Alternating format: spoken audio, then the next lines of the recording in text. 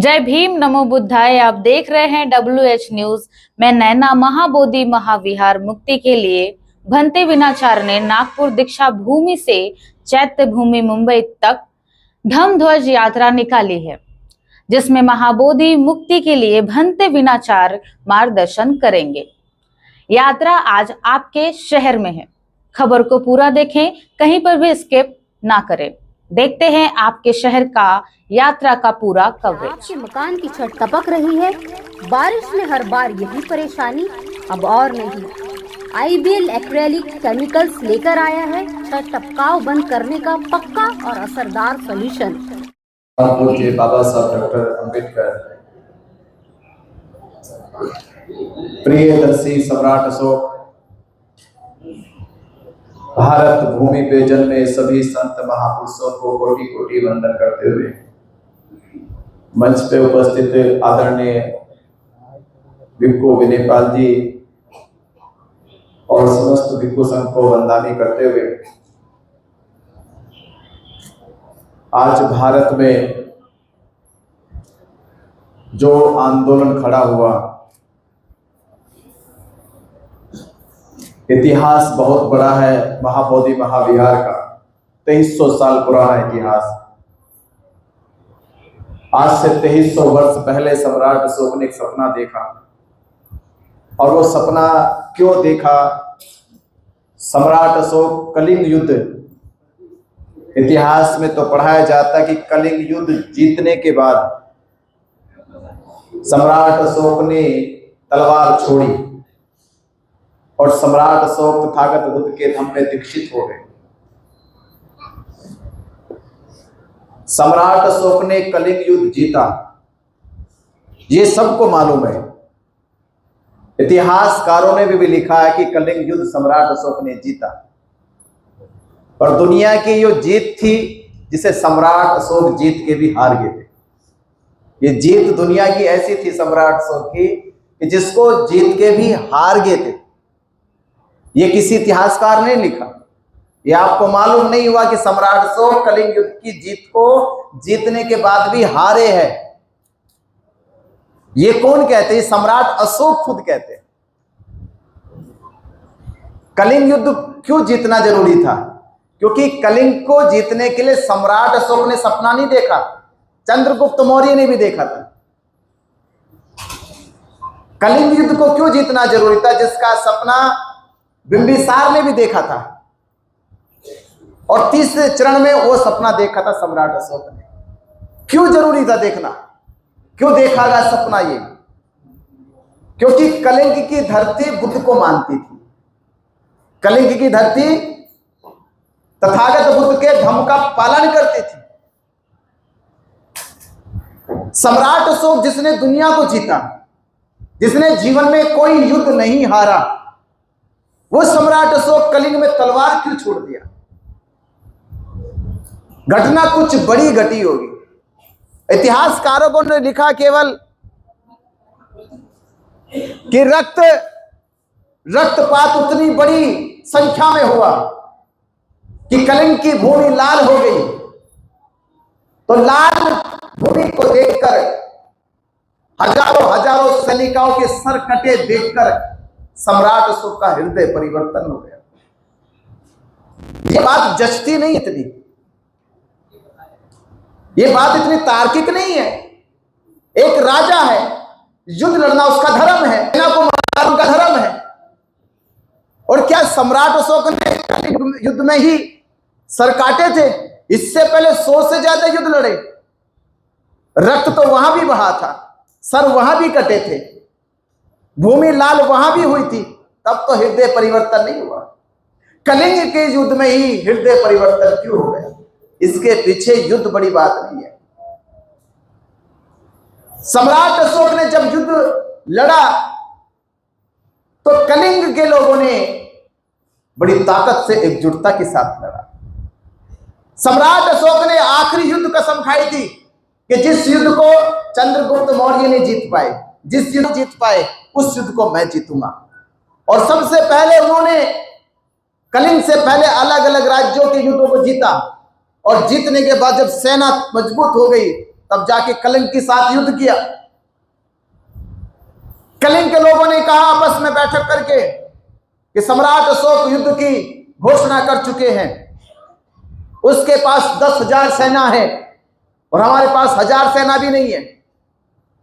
सम्राट के पास 10,000 सेना है, हमारे पास 1,000 भी सेना नहीं है, हम युद्ध नहीं लड़ पाएंगे। तो कलिंग के बौद्ध उपासकों ने क्या कहा, आप नहीं लड़ पाओगे पर कलिंग का हर बच्चा युद्ध लड़ेगा। सेना के हम नहीं लड़ पाएंगे, सेना से कहते कि आप भले ना लड़ पाए पर हम लड़ पाएंगे, ये राष्ट्र हमारा है, ये देश हमारा है, हम भी लड़ेंगे। तो कलिंग की सेना तैयार हो गई। प्रथम चरण में सेना युद्ध भूमि में गई, पूरी सेना मारी गई। तो सम्राट अशोक ने सोचा युद्ध जीत गया, वो वापिस चला गया। वो वापिस जा ही रहा था कि कलिंग के लोग इकट्ठा हुए, एकजुट हुए और कहने लगे हम बुद्ध के धम्म को मानते हैं, सम्मान और स्वाभिमान हमारे रगों में है, खून में है, हम किसी के गुलाम बन के तो नहीं जी सकते, हम किसी के अधीन होके तो नहीं जी सकते। पूरे कलिंग राष्ट्र के लोग एकजुट हुए और कतारें बनाई गई, लाइनें बनाई गई। पहली लाइन में चले थे नौजवान, दूसरी लाइन में चले थे महिलाएं, तीसरी लाइन में बुजुर्ग लोग, चौथी लाइन में बच्चे और पांचवी लाइन में चले थे बौद्ध भिक्षु।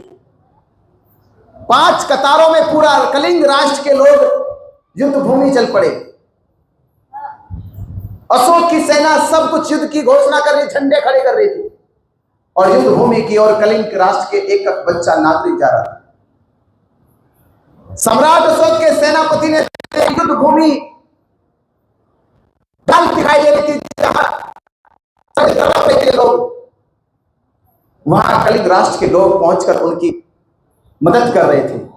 कोई मरहम पट्टी कर रहा था, कोई पानी पिला रहा था उनको।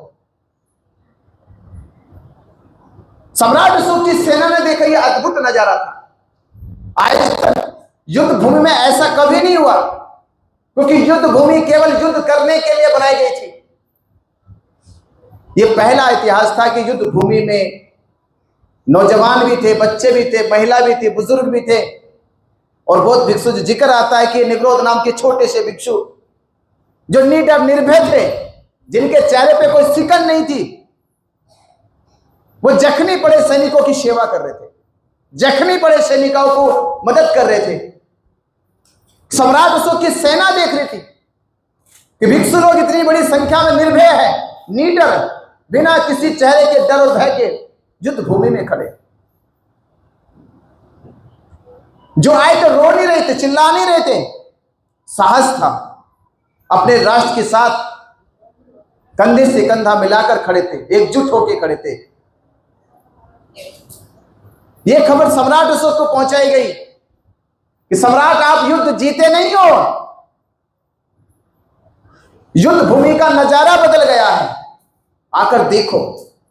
सम्राट वापिस आया, वो देख के अचंभित हो गया। ऐसा दृश्य उसने 100 युद्ध लड़े पर पहले कभी नहीं देखा। युद्ध सेनाओं से लड़ा जाता है, सेना को हराया जा सकता है, पर इन महिलाओं को कौन हराएगा, इन बच्चों को कौन हराएगा, इन बौद्ध भिक्षुओं को कौन हराएगा। ऐसी एकता, ऐसी एकजुटता देख के सम्राट अशोक से रहा नहीं गया। कौन है ये लोग, इतनी अटूटता, इतना विश्वास, इतना एक दूसरे के साथ, ये पहले सम्राट अशोक ने कभी नहीं देखा। पूरे कलिंग युद्ध के जीतने के लिए जो तैयारी करी सम्राट अशोक ने, वो लगता है कि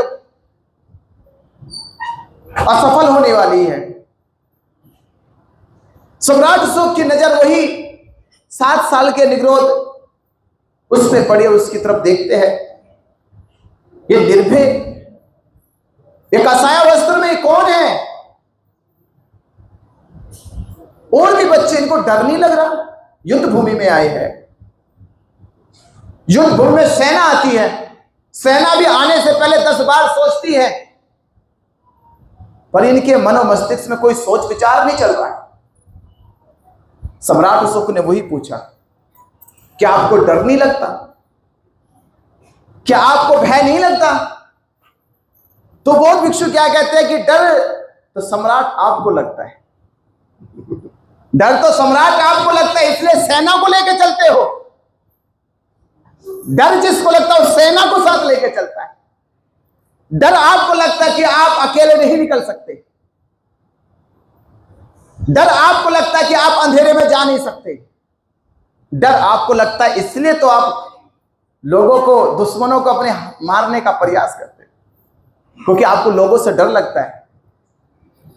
मुझे कोई डर नहीं है, मैं बिना सेना के चल सकता हूं, मैं अंधेरे में चल सकता हूं, मुझे किसी से भय नहीं, इसलिए किसी को मारने की, हिंसा की मेरी प्रवृत्ति नहीं पैदा होती। और सम्राट आप कहते हो कि आपने युद्ध जीते हैं। सम्राट युद्ध वही जीतता है जो हारा हुआ हो, क्योंकि जीत की महत्वाकांक्षा है, जीतना चाहते हो, इसलिए हारे हुए हो कहीं ना कहीं, तो इसलिए जीतना चाहते हो कि जीत लो। अगर जीत नहीं हुई तो तुम हारे हुए तो हो। ऐसी ऐसी बातें सुन के सम्राट अशोक तो सचमुच सोचने लगा कि मैं शक्तिशाली हूं, ये मेरा भ्रम था, मैं शक्तिशाली हूं, ये मेरा भ्रम था, मेरी सेना बड़ी है, ये मेरा भ्रम था। पर आज पता चला, आज साक्षात्कार हुआ किसी से जिसने ये कह दिया कि डरा हुआ तो मैं हूं, इसलिए सेना लेके चलता हूं, डरा हुआ तो मैं हूं, इसलिए तो युद्ध करता हूं। तो सम्राट अशोक कहते हैं कि आपके भीतर ये हिम्मत, ये जज्बा, ये हौसला कहां से आया? तो निग्रोध भिक्षु कहते हैं ये हौसला, ये हिम्मत, ये जज्बा, ये साहस मुझे तथागत बुद्ध के धर्म से आया है, मैं उसका पालन करता हूं। और तथागत कहते हैं संसार में कोई किसी का बैरी नहीं है, कोई किसी का प्रिय नहीं है, ये सब मन के विचार है, संस्कार है, कौन प्रिय है कौन अप्रिय है।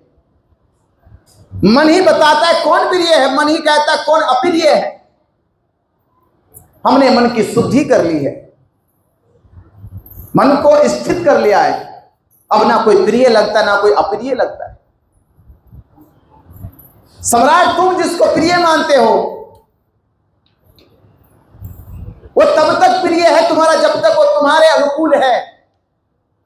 सम्राट तुम जिसको प्रिय मानते हो तब तक प्रिय मानोगे जब तक वो तुम्हारे अनुकूल है, तुम्हारे अनुरूप कार्य करता है।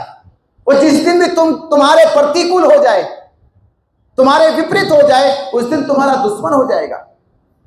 ये है, अपने अनुकूलों को अपना प्रिय मान लेता है, अपने प्रतिकूलों को अपना दुश्मन मान लेता है। तुम बुद्ध के धर्म को जानोगे तो संसार में ना कोई प्रिय है ना कोई अप्रिय है। सम्राट अशोक की बुद्धि और खराब हो गई। सम्राट अशोक ने कहा मैंने तो युद्ध जीता, पर ये निग्रोध नाम के भिक्षु ने तो मुझे जीत लिया। मैंने युद्ध जीता पर इस बौद्ध भिक्षु ने मुझे जीत लिया।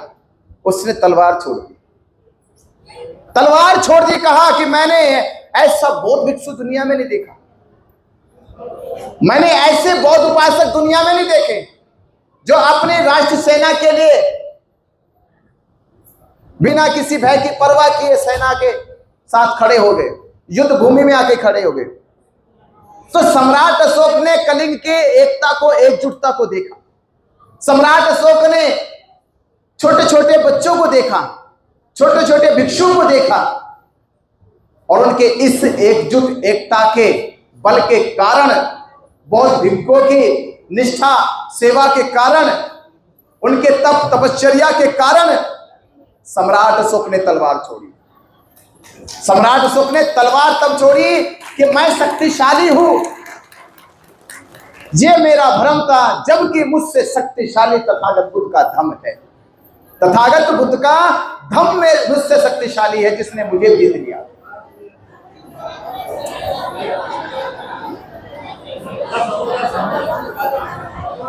आगे से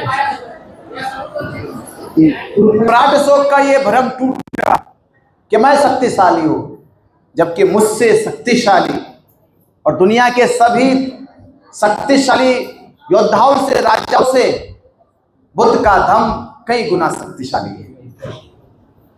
जब सम्राट अशोक ने बुद्ध के धम की दीक्षा ली तो सम्राट अशोक ने बौद्ध भिक्षुओं के सामने अपने आप को नतमस्तक किया और कहा कि हे संघो, मुझसे जीवन में बहुत अपराध हुए हैं, बहुत युद्ध लड़े, पर कलिंग का युद्ध में जीत के भी हारा हूं। मैं चाहता हूं कि अब मैं जीवन में ऐसे धर्म के कार्य करूं जिससे मैं कम से कम मरते समय यह प्रायश्चित कर सकूं कि मैंने अनगिनत जो हिंसाएं की है उस अपराध से मुक्त हो सकूं, उस पाप से मुक्त हो जाऊं। समय कम था सम्राट अशोक के पास और काम बड़ा था, क्या कर सकता हूं। मन में तो ख्याल आया कि बौद्ध भिक्षु ही बन जाता हूं, मन में ख्याल जगा कि बौद्ध भिक्षु बन जाता हूं। तो जिस प्रकार तथागत बुद्ध ने उस समय अजात शत्रु को उपदेश दिया कि राजा, तुम्हारी जरूरत संघ को नहीं है, तुम्हारी जरूरत संघ को नहीं है, तुम्हारी जरूरत है समाज के राज्य को, उनकी सेवा के लिए। सम्राट अशोक से कहा कि तुम जितने निपुण एक राजा के रूप में हो, जितने प्रभावशाली, जितना अच्छा संरक्षण समाज का एक राजा के रूप में कर सकते हो सकता है कि बौद्ध भिक्षु के रूप में ना कर पाओ। सम्राट अशोक के मन की ये व्याकुलता तो कम नहीं हुई, मन शांत तो नहीं हुआ, कुछ तो करूं, कर भी क्या सकता। और तो दो कार्य रखे गए उनके सामने, एक तो ये कि भिक्षु तो बन सकते हो पर आप नहीं, परिवार से किसी को बनाओ, परिवार से किसी को बनाओ जिनकी बुद्धि निर्मल होगी, जिनकी बुद्धि शांत हो, जिनके चरित्र पर अभी कोई दाग ना हो। किसको बनाया जाए। तब सम्राट अशोक को याद आया कि मैं, क्योंकि उनकी जो जीवन संगनी थी वो बुद्धिस्ट थी। सम्राट अशोक ने उनके सामने प्रस्ताव रखा कि मैं, जब तक आप समझाते रहे मेरी बात समझ में नहीं आई, पर कलिंग युद्ध के बाद मेरी बात समझ में आ गई है। मैंने भी तथागत बुद्ध के धम्म में दीक्षित हो गया हूं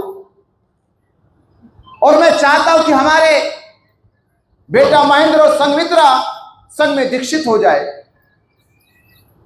यह पहला काम था जब एक राजा अपने बेटा बेटी को अपनी इच्छा से संघ में दीक्षित करा रहे थे। यह पहला काम था। सम्राट अशोक ने अपने राज्य की गद्दी की परवाह नहीं करी, अपने शासन की परवाह नहीं करी। सम्राट अशोक ने परवाह करी बुद्ध के धम्म के शासन की, अपने शासन की नहीं करी, बुद्ध के शासन की परवाह करी।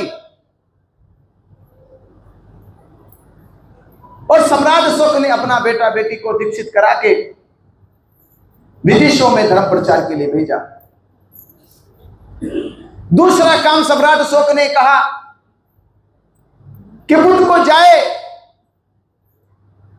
200 साल से ज्यादा हो गया है और जब मैं घूमता हूं तो मुझे बुद्ध के अवशेष नजर नहीं आते जिनको समाज देखकर वंदन करे, उनकी स्मृतियों को वंदन करे। आने वाले समय में समय परिवर्तित है। जो शिक्षाएं बौद्ध भिक्षुओं के पास है हो सकता है कि कल विलुप्त हो जाए। भविष्य में विद्वान भिक्षु नजर ना आए।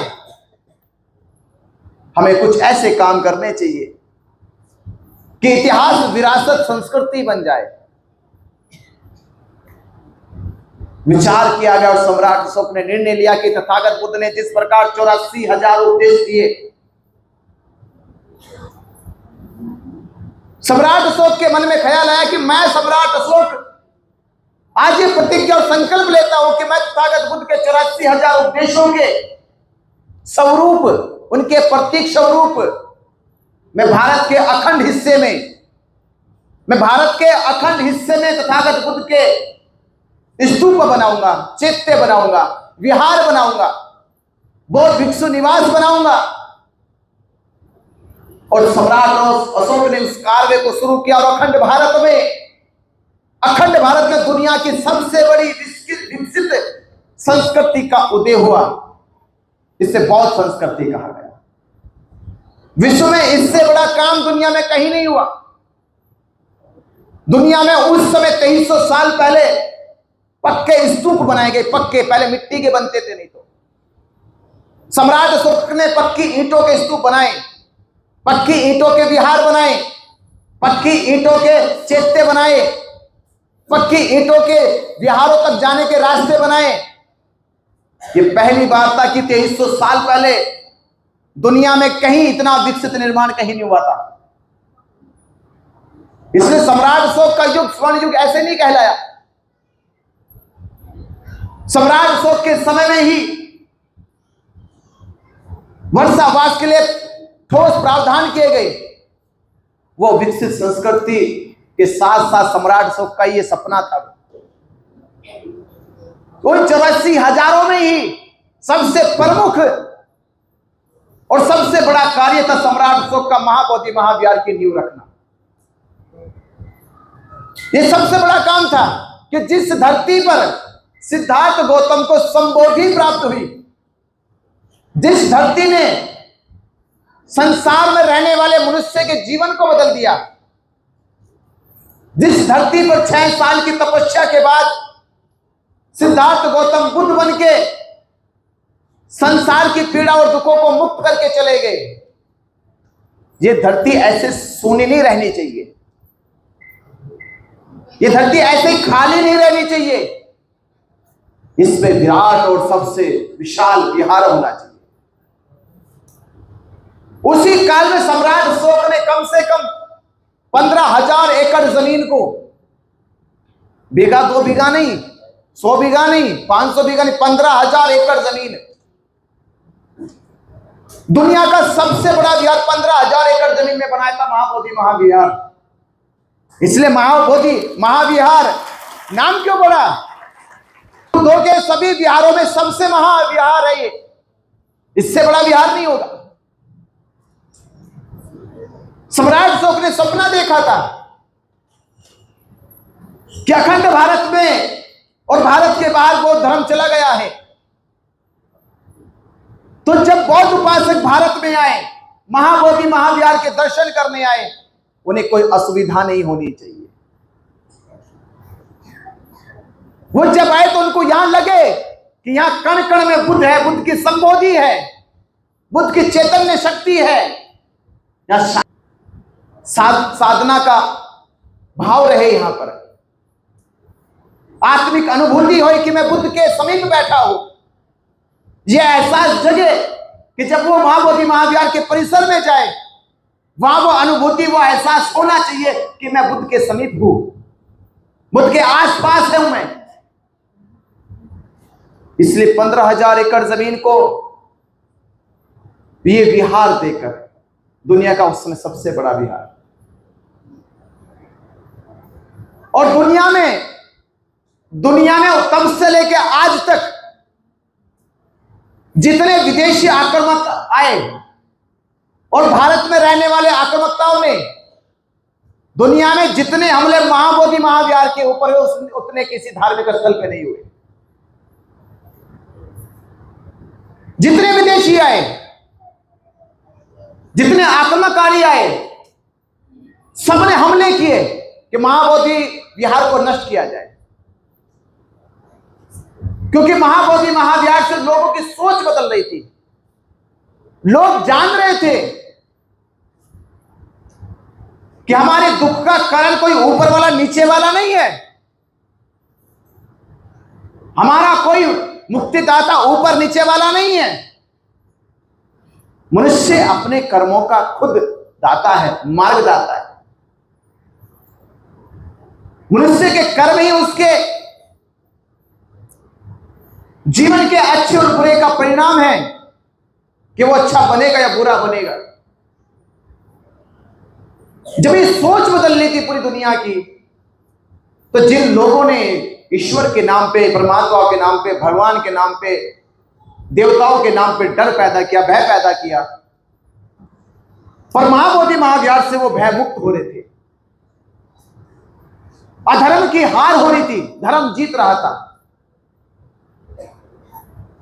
तो दुनिया के चालाक चतुर लोगों ने महाबोधि महाविहार को नष्ट किया जाए, बोधि वृक्ष को नष्ट किया जाए, ये सारे प्रयास हुए और उसके बावजूद भी बुद्ध के अस्तित्व को मिटा नहीं सके। बुद्ध के अस्तित्व को मिटा नहीं सके, खत्म नहीं कर सके, क्योंकि बुद्ध का अर्थ ही होता है जो परिपूर्ण है। बुद्ध का अर्थ यह परिपूर्ण हो जाना, जिसका कोई अंत नहीं हो सकता। बुद्ध का अर्थ यह है कि जिसने यह जान लिया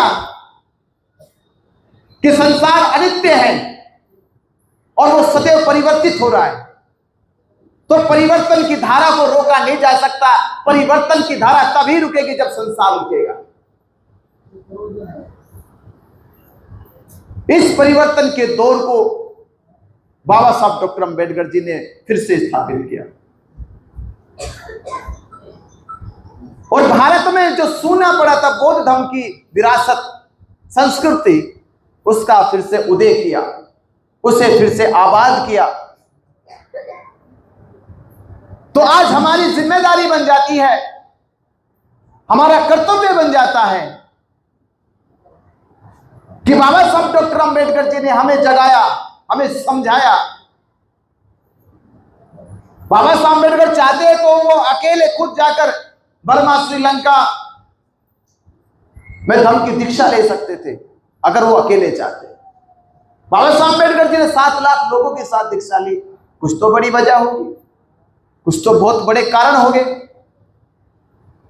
वो इसलिए ली कि ये समाज जो सदियों से बुद्ध धर्म से वंचित रहा, जिसको धर्म के बारे में नहीं पता था, बुद्ध के संस्कार विद्याओं के बारे में नहीं पता था, ये जानेगा और एक साथ बौद्धों का समाज निर्माण हो गया।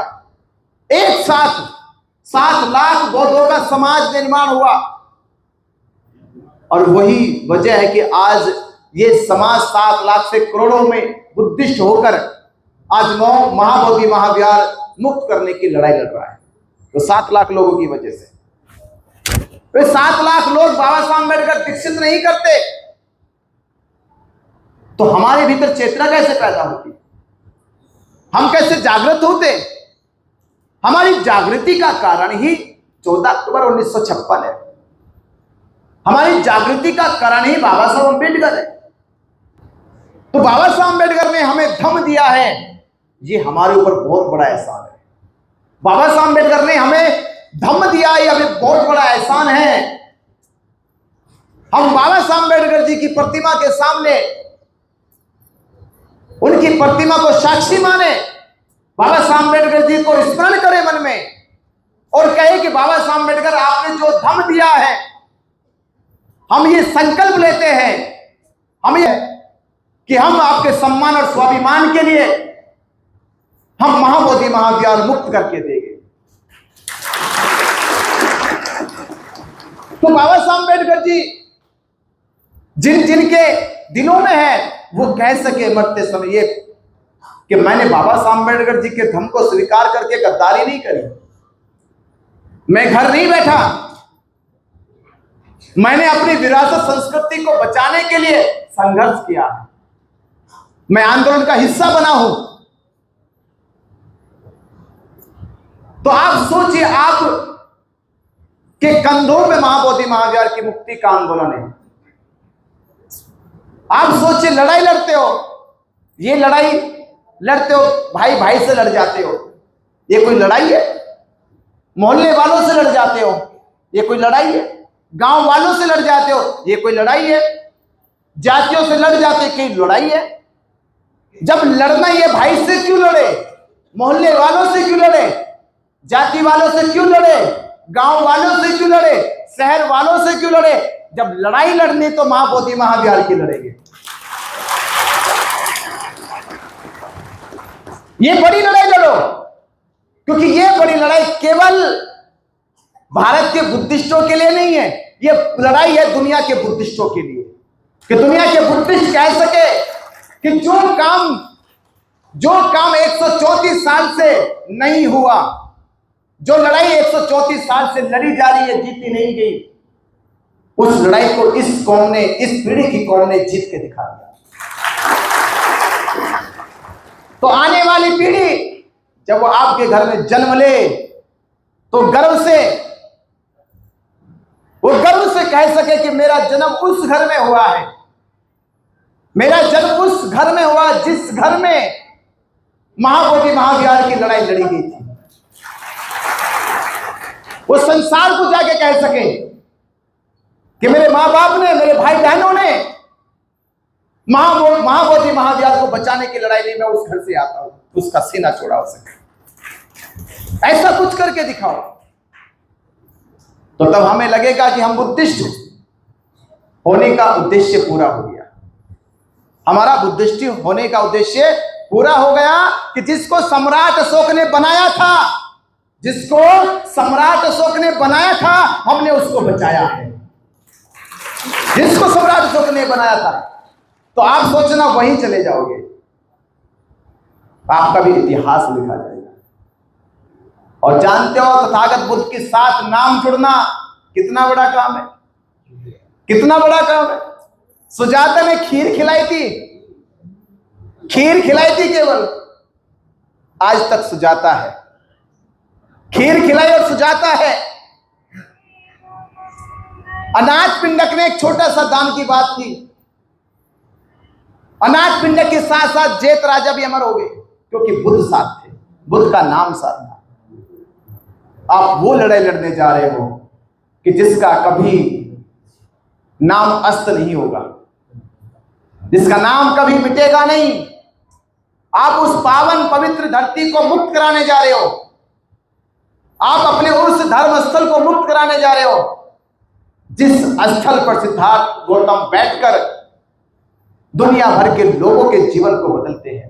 आप उस धरती को मुक्त कराने जा रहे हो। तो ये आंदोलन इसलिए बड़ा और खास आंदोलन है कि इसमें दुनिया भर के करोड़ों लोगों की आस्था और विश्वास है।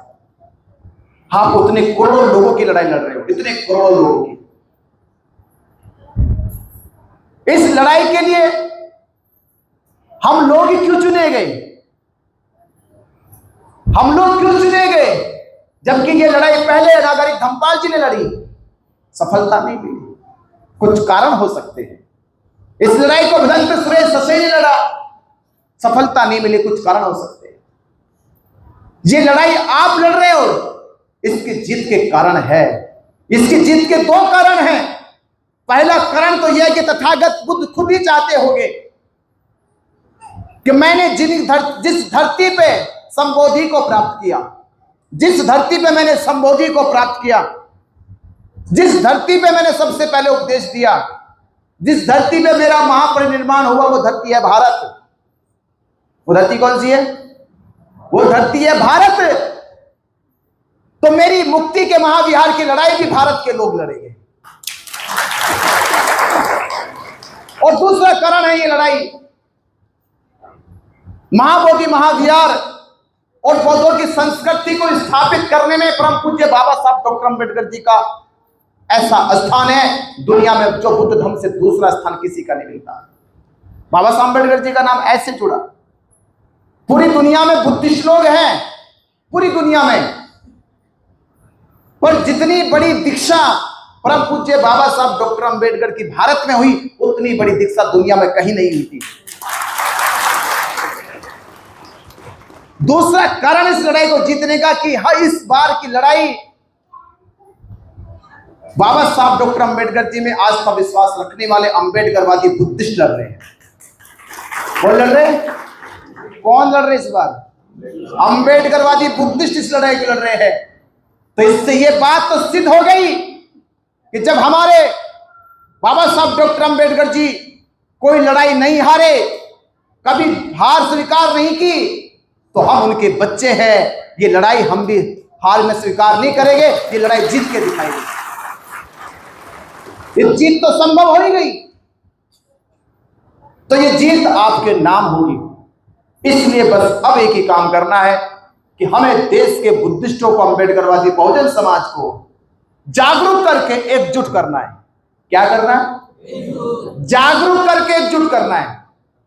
अगर हम देश में जागरूक करके बुद्धिस्ट, अंबेडकरवादी बहुजन समाज को एकजुट कर पाए, तो फिर हम कह सकते हैं सुप्रीम कोर्ट से जाके कि आप अपना जजमेंट निकालो, वो जजमेंट निकालो जो आपने राम मंदिर के पक्ष में दिया था और ये कहा था कि राम मंदिर के पक्ष के लिए जब वहां खोज हुई अयोध्या में, तो राम के कोई अवशेष नहीं मिले, कोई सबूत नहीं मिले। फिर भी सुप्रीम कोर्ट कहता है कि यह मामला सबूत और गवाहों के आधार पे नहीं, यह मामला भारत में रहने वाले करोड़ों हिंदुओं की आस्था के आधार पे दिया जाता है। तो हम सुप्रीम कोर्ट से कह सकते हैं, जब आस्था के नाम पे हिंदुओं के पक्ष में फैसला किया गया, अब भारत के करोड़ों बुद्धिस्ट की आस्था के आधार पर महाबोधि महाविहार किया जाए। तो हमें यह काम करना है कि भारत के करोड़ों बुद्धिस्टों को एकजुट करने का। तो ये काम तो आसान है, कर देंगे हम। ये काम तो करना आसान है। इस काम के लिए हमने आने वाली 12 फरवरी 2026 तक हमें इस उद्देश्य को पूरा करना है। 1 साल हो जाएगा आंदोलन का, और ये आंदोलन 134 साल से ज्यादा ना चले, हम और इंतजार ना करें। ये लड़ाई मरने के बाद ना जीते। कितने लोग हैं जो मरने के बाद लड़ाई लड़ना चाहते हैं? मरने के बाद तक अगर जीते जी लड़ना चाहते हो कि आपके मरने से पहले महाबोधि महाविहार मुक्त हो जाए, तो आप सब एकजुट हो जाओ। क्या हो जाओ? एकजुट हो जाओ, उस दिन मुक्त हो जाएगा। ये काम हमें कर लेना बस। ये काम आपके जीवन का इतना बड़ा काम होगा। आप कल्पना करके देखो, कल्पना करके देखो, आप कौन सा काम करने जा रहे हैं, आप किस लड़ाई का हिस्सा बन रहे हैं। हम जिसका ख्वाब, केवल ख्वाब देखते हैं, वो हकीकत हो जाएगा। हम जिसको सपनों में देखते हैं, वो हकीकत हो जाएगा। मैं तो वहां भी बैठा बैठा कहता था कि हमारा पूजनीय भिक्षु में पहली बार इतना बैठ रहा है। मैं तो ये कहूंगा दुनिया के लोगों को, जो दुनिया के हमारे भिक्षु है दुनिया के, वो अरहंत हुए होंगे, पर मैं कह रहा हूं कि जो भिक्षु बोध गया में महाबोधि महाविहार की लड़ाई लड़ रहा है, वो खुद में एक अरहंत हो जाएगा, खुद में हो जाएगा, क्योंकि उसने मुक्ति पाली, खुद की नहीं तो महाबोधि की पाली। मुक्ति तो पाई, अपनी नहीं पाई तो महाबोधि महाविहार की तो पाली। उनके जीवन में यह परिवर्तन ही उनके जीवन का परिवर्तन बन जाएगा। तो कम से कम आप अपने से कह सको कि जब महाबोधि महाविहार की लड़ाई लड़ी जा रही थी, तो हम उस लड़ाई में शामिल थे। ये कितने गर्व की बात होगी। तो आपसे यही विनती निवेदन करने आए कि महाबोधि महाविहार मुक्ति आंदोलन के जन समर्थन में आप लोगों के बीच में ये जन संवाद है कि हम देश भर में महाबोधि महाविहार के लिए पूरे देश के बुद्धिस्टों को इकट्ठा करें। और एक विनती और मैं आपसे करता हूं कि इस देश में महाबोधि महाविहार मुक्ति आंदोलन की जो लड़ाई लड़ी जा रही है, वो लड़ाई इसलिए ताकतवर है क्योंकि हमारे साथ बाबा साहब डॉक्टर अंबेडकर जी की विचारधारा है।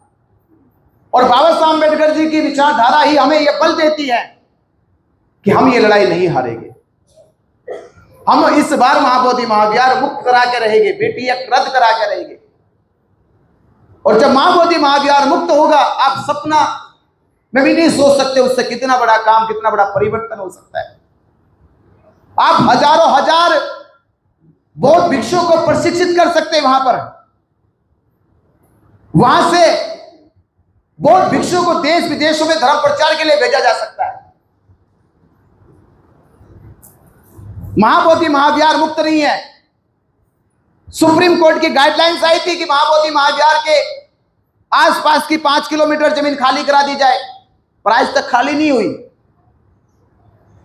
नेपाल छोटा सा देश, और केवल वहां तो सिद्धार्थ गौतम का जन्म हुआ था और उन्होंने कम से कम किलोमीटर के रेडियस को खाली करा दिया।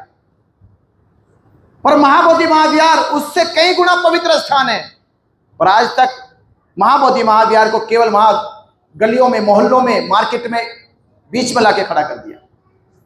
मक्का मदीने चले जाओ, 20-20 किलोमीटर तक खाली एरिया रहता है, कोई मार्केट नहीं, कोई बिल्डिंग नहीं, कोई कॉलोनी नहीं। दुनिया के महाबोधि महाविहार में जिनकी आस्था, उसको जरी सी जगह में क्यों सिमेट के रख दिया? क्योंकि वो बौद्धों के हाथ में नहीं है। और जिस दिन महाबोधि महाविहार बुद्धिस्टों के हाथ में आ जाएगा, उस दिन महाबोधि महाविहार के नाम जो 15,000 एकड़ जमीन है, आज भी दर्ज है वो 1600 ईस्वी में जब ब्रिटिश गवर्नमेंट के सामने डाटा लाया गया तो भी 5,000 एकड़ जमीन का डाटा आया था। ये कोर्ट में दर्ज है कि 5,000 एकड़ जमीन आज भी महाबोधि महाविहार की है। जब महाबोधि महाविहार बुद्धिस्टों के हाथ में आएगा तो वैसा ही करेंगे जैसे मक्का मदीना है, जैसे यरूशलेम वेटिकन सिटी का चर्च है। तो तब देखना कितने भव्य और कितना सुंदर महाबोधि महाविहार हो जाएगा। ये सपने साकार हो, उसके लिए हमें एकजुट होना होगा। तो आपसे एक विनती जो मैं कह रहा था, करने वाला हूं, कि आप चैत्य भूमि जानते हो? चैत्य भूमि जानते हो? चैत्य भूमि का नाम क्यों लिया जाता है? चैत्य भूमि का नाम इसलिए लिया जाता है क्योंकि वहां परम पूज्य बाबा साहब डॉक्टर अम्बेडकर जी की अस्थियां है। तो 2 सितंबर को, 2 तारीख को आने वाली, अगले महीने की 2 तारीख को महाबोधि महाविहार मुक्ति आंदोलन के द्वारा जो नागपुर की पावन धरती से, दीक्षा भूमि से ये धम्म संवाद यात्रा चालू की गई।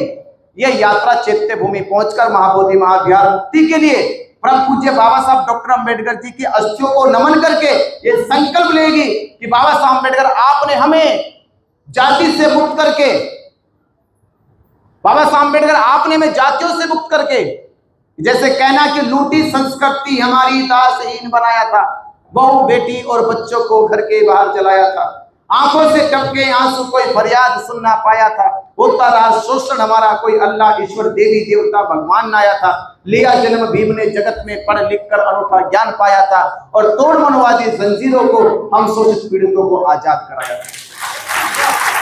तो बाबा साहब अम्बेडकर ने हमें आजाद कराया है। अब हम बाबा साहब अम्बेडकर जी की अस्थियों को नमन करके ये कहेंगे कि बाबा साहब अम्बेडकर, हम महाबोधि महाविहार मुक्त कराएंगे, हम आजाद करेंगे।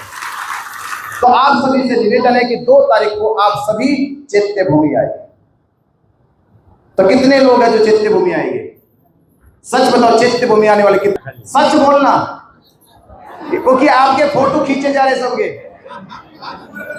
आपके फोटो खींचे जा रहे। हाथ खड़ा करके बता दो कितने लोग चैत्य भूमि आने वाले। जितने लोग चैत्य भूमि आएंगे उतने लोग मिलना जरूर आके। आपके लिए बहुत बहुत साधुवाद। नमो बुद्धाय, जय भीम। वीणाचार्य के महाबोधि मुक्ति धम्म ध्वज यात्रा का जगह जगह स्वागत हो रहा है। कल यात्रा आपके शहर में होगी, तो सभी उपासक उपासिका यात्रा में शामिल होकर भंते वीणाचार्य को सपोर्ट करें। हमारे चैनल को लाइक, सब्सक्राइब करें, धम्म दान कर चैनल के हाथ मजबूत करें। जय भीम, नमो बुद्धाय।